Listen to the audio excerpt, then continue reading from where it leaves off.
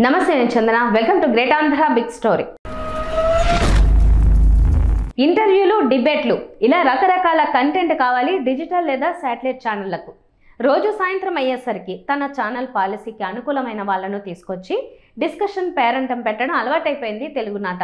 జాతీయ మీడియాలో కూడా ఇలాంటి వ్యవహారమే ఉంది. అయితే వచ్చిన గెస్ట్లకు తోడు డిబేట్ నిర్వహించే జర్నలిస్ట్, యాంకర్లు కూడా యథాశక్తి తమ మాటల తూటాలు విసరడం, పెద్దగా అరవడం, సవాళ్లు విసరడం, ఇలా చేయడం ద్వారా పాపులారిటీ సంపాదించడం, అదే జర్నలిజంగా చలామణి కావడం మామూలైపోయింది. తెలుగు న్యూస్ యాంకర్లు లేదా ఛానల్ కీలక జర్నలిస్టులు అందరిలో పాపం కొమ్మినేనిది కాస్త సౌండ్ తక్కువ కేటగిరీనే. ఆయన మాడ్యులేషన్లో ఆయన సరదాగా డిబేట్ నిర్వహిస్తారు తప్ప అరుపులు, కేకలు, సవాళ్లు ఇలాంటి వాటి జోలికి పోరు. కానీ ఈ తరహా డిస్కషన్లు ప్రారంభించింది ఆయనే.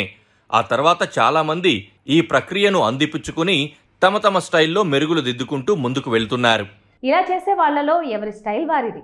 అవతలివాడు ఎంతటి వాడైనా ఏకవచనం మాట్లాడడం, మిస్టర్ జగన్మోహన్ రెడ్డి అనడం, లేదా ఏం చేస్తారు మీరు, నన్నేమీ చేయలేరు అని సవాల్ విసరడం దగ్గర నుంచి జర్నలిస్టులకు ఓ లైన్ ఆఫ్ కంట్రోల్ ఉంటుంది అన్నది మర్చిపోయి మన కర్మ, మన దౌర్భాగ్యం ఇలాంటి పదాలు వాడుతూ ప్రభుత్వాన్ని, పార్టీలను దుయ్యబట్టడం వరకు వెళ్ళింది వ్యవహారం. ఇలాంటి డిబేట్లలో కొట్టుకోవడం, తన్నుకోవడం వంటివి కూడా జరిగాయి.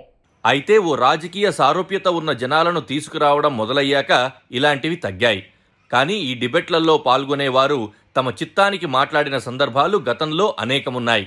అయినా ఎప్పుడూ ఏ ఫిర్యాదులు పడలేదు, మనోభావాలు దెబ్బతినలేదు.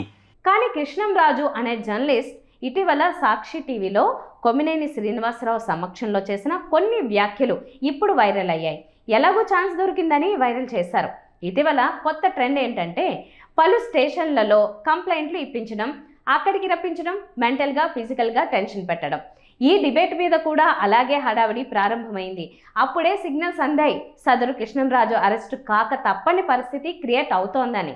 కానీ గమ్మత్తుగా ముందుగా Sakshi journalist cum news anchor కొమ్మినేనిని అరెస్ట్ చేశారు.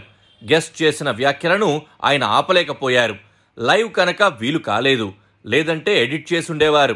నిజానికి వ్యాఖ్యలు చేసిన వారిది తప్పు, కానీ న్యూస్ యాంకర్ ఏమీ ప్రాంప్ట్ చేయలేదు కదా ఇలా మాట్లాడమని. కానీ సాక్షి అనేది వైకాపా సొంత పత్రిక. ఆ పత్రిక జర్నలిస్ట్ను అరెస్ట్ చేయడం ద్వారా ఈ టోటల్ వ్యాఖ్యలను ఆ పార్టీకి ఆపాదించే దిశగా కార్యక్రమం కొనసాగుతోంది అనుకోవాలి. ఇప్పటికీ వైకాపా అమరావతికి వ్యతిరేకం అనే సెంటిమెంట్ను మరింత రగులుకునేలా చేస్తున్నారని అనుకోవాలి. ఏమైనా సరే లైవ్ డిబేట్లను ఏమైతే అయిందని ఎక్కడికక్కడ ఆపేయకుండా అలా వదిలేస్తే నానా చెత్త మాటలు లైవ్లోకి వెళ్ళిపోతాయి. ఇలా పీకల మీదకు వస్తుంది. ఇవాళ ఓ పార్టీ వ్యవహారం అయితే భవిష్యత్తులో ఇంకో పార్టీ వ్యవహారం. యాజమాన్యాలు బాగానే ఉంటాయి, జర్నలిస్టులకే తంట. ఇది వాళ్ళ బిగ్ స్టోరీ. మరిన్ని టాపిక్స్తో కలుద్దాం. నమస్తే.